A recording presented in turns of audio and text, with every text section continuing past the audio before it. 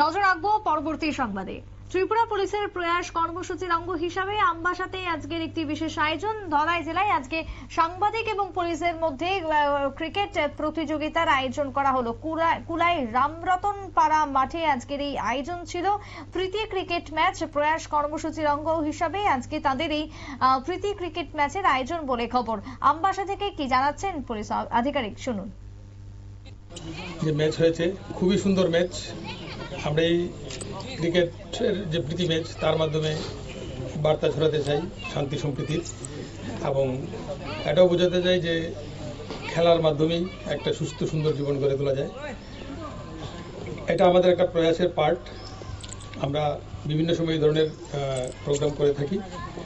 আজকের যে ম্যাচ খুবই সুন্দর ম্যাচ হয়েছে এবং সবাই সৌহার্দ্যপূর্ণ মন নিয়ে চিন্তাভাবনা নিয়ে সুন্দরভাবে খেলেছেন, যথেষ্ট পরিশ্রম করেছেন সবাই।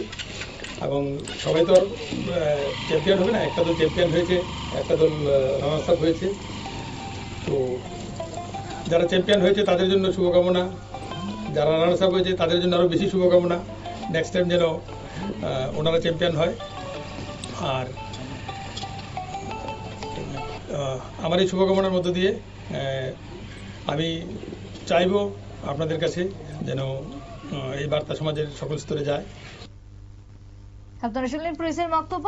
সকলের আজকের এই প্রীতি ক্রিকেট ম্যাচকে কেন্দ্র করেছিল ব্যাপক উৎসাহ সকলের মধ্যে। সুস্থ সমাজ গড়ে তোলা সম্ভব এভাবে খেলাধুলার মধ্য দিয়ে, এবং সকলের মধ্যে যাতে এই প্রীতি বার্তাটুকু গিয়ে পৌঁছায়, সকলেই যাতে খেলাধুলার মধ্য দিয়ে মনোনিবেশ করে থাকেন, বিশেষ করে যুবরা, এমনটাই বক্তব্য আজকে উঠে আসছে আমবাসা থেকেও। ছোট্ট বিরতির পর ফিরে আসবো, সঙ্গে থাকুন।